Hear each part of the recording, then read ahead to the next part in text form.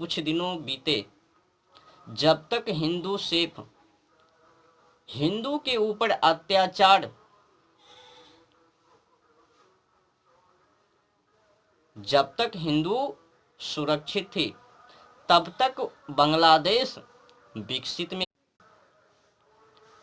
जब से हिंदुओं के ऊपर अत्याचार तब से बांग्लादेश विकसित करना बंद कर दिया, नीचे गिर गया। यह है हिंदू का पावर। जो भी बांग्लादेश विकास कर रहा था, बस हिंदू को भगाने के चक्कर में गरीब बन रहे हैं।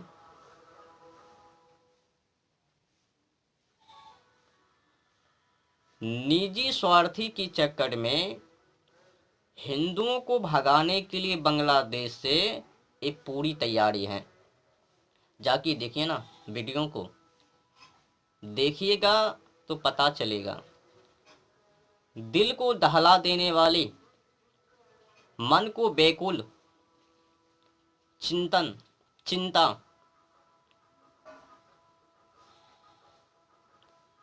दुख दर्द भरी है। पता नहीं बांग्लादेश में किस तरह से हिंदू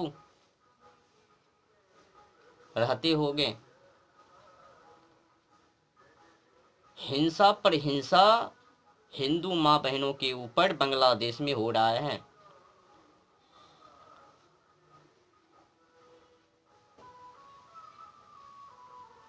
अब हिंदुओं को एक होना है, एकता में ही बल है। ये 5 उंगली है, एक एक उंगली से अगर किसी के ऊपर पहाड़ तो उंगली टूट जावे, पांचों एक गश्ती में लग जावे, एक हो जावे तो एक घोषा बनता है ना। जब ये एक घोषा बन जावे तो बड़े बड़े धनोधर को भी पछाड़ देवे, नीचे गिरा देवे। तो इस मुष्टिका की तरह हिंदू को बनने की जरूरत है।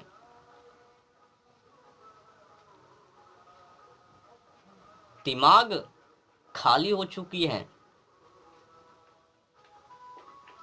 अपने देश में बैठे हुए हिंदू क्या सोच रहे हैं? हम तो सुरक्षित हैं, हमारे ऊपर तो कुछ अत्याचार तो है ही नहीं।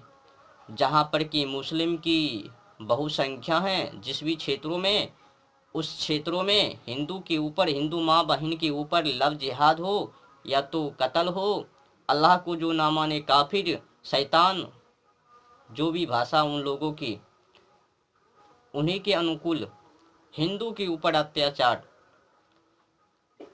उनमें तो लिखा हुआ ही है, क्यों अपनी बस्ती में दुश्मनों को बसाते हो, अपने को निकालते हो। जब तक तुम कम हो, अल्प हो तो चुप रहो, मौन रहो। जो ही बहुसंख्या में हो जाओ तो कूद पड़ो, अल्लाह की आदेश में चल पड़ो, अल्लाह की आदेश पर। यस जनों, अब हिंदुओं को एक होने की जरूरत है। अगर आज हिंदू एक नहीं हुआ, बांग्लादेश की कहानी से और पाकिस्तान की कहानी से, जिस तरह से पाकिस्तान में हिंदुओं की जनसंख्या कम किया और भी घटा रहे हैं, और जिस तरह से आज बांग्लादेश में तो जिस तरह से आज बांग्लादेश में हिंदुओं के ऊपर, हिंदू माँ बहनों के ऊपर और इस्कॉन मंदिर को बैन को लेकर जो साजिश चल रही है,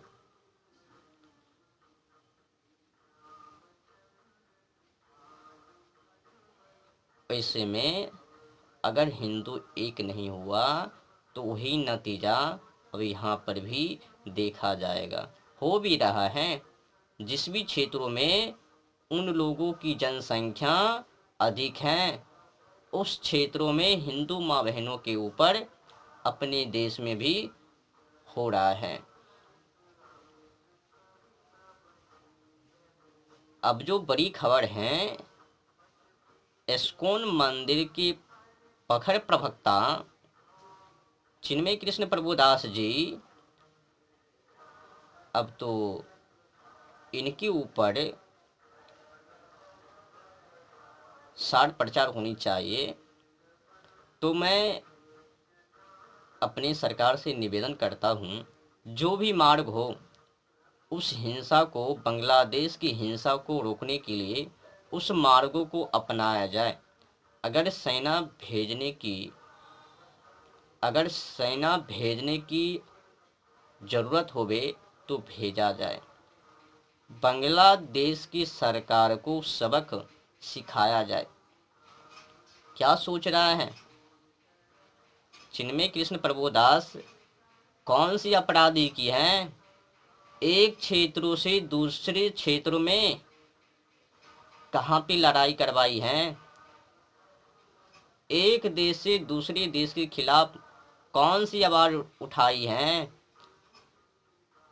या फिर उनके बारे में कौन सी अभद्र टिप्पणी की है, जो कि उनके ऊपर बड़ी रकम की सजा? क्या ये देशद्रोही मुकदमा छोटी है क्या? क्या उसने एक क्षेत्रों से दूसरे क्षेत्रों में लड़वाने की साजिश की है क्या? चिन्मय कृष्ण प्रभुदास जी ने क्या किसी को लड़वाने की साजिश की क्या? राज्य को, क्षेत्र को तोड़ने की कोशिश की क्या? जब नहीं किया तो उनके ऊपर देशद्रोही की मुकदमा क्यों?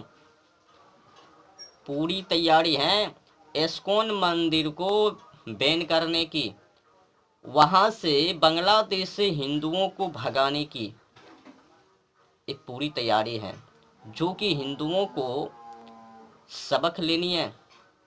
हिंदुओं को सुधरने की अब ज़रूरत है। बहुत हो चुका है भाई भाई।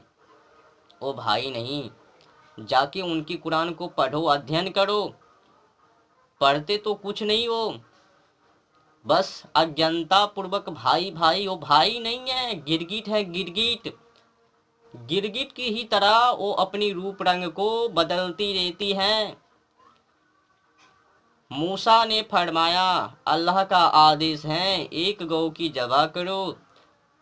अब जो सनातनी हिंदू लोग गौ की पूजा कर रहे हैं, उनकी मनों में, उनके दिलों में अब क्या समस्या? अब जो फरमाइश है, आदेश है, हुक्म है कुरान में एक गौ की ज़बह करो, तो क्या हिंदू नाराज नहीं होंगे? क्या उसने हिंदू और मुस्लिम के बीच दंगाई की साजिश नहीं रची? समझने की प्रयास करो, जाके अध्ययन करो कुरान को। पेज नंबर 23, कुरान भी दिखा देता हूँ, शायद आपको यकीन ना हो पावे।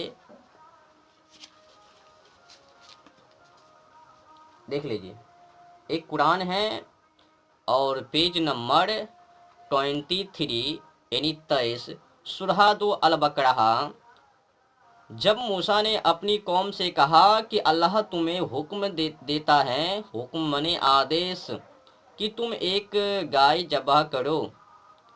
समझ रहे हो ना? मतलब जो हिंदू लोग गौ की पूजा करे, उनकी कत्ल करने की आदेश वो दे रहे हैं। तो पहले से ही साफ है कि वो भाईचारा कभी नहीं हो सकता।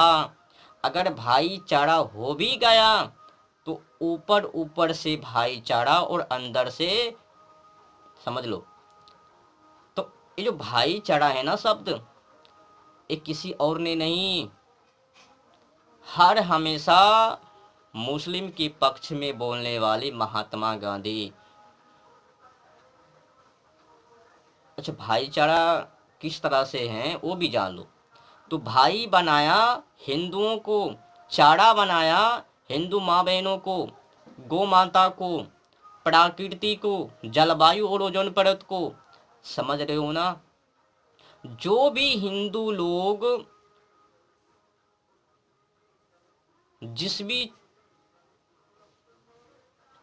को पूजते हैं, उनके खिलाफ वे लोग अब कुरान में भी है कि अल्लाह को जो ना माने काफिर हैं, शैतान हैं, कुफर हैं, उनको जहाँ पाओ वहीं पर वही कर दो। तो आदेश से पता चलता है कि वे लोग हिंदुओं के साथ कभी भाईचारा नहीं निभा सकता किसी भी रूप सूरत में।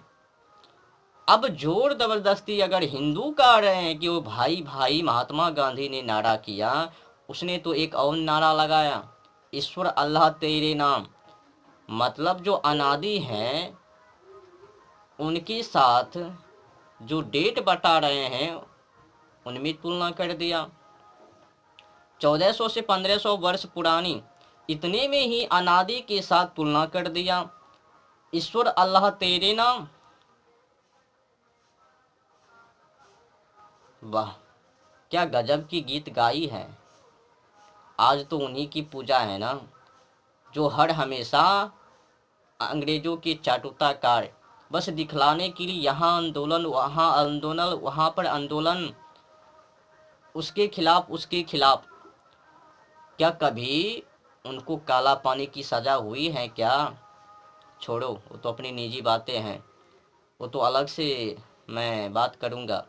एक छोटी सी और विनती, ये जो राष्ट्रपिता हैं, किसी ने बोल दिया मजाक में, उनको तो उपाधि दी नहीं, लाइसेंस बनाकर मोहर तो मारी नहीं, ऐसे ही बोल दिया कि आप तो राष्ट्रपिता हो।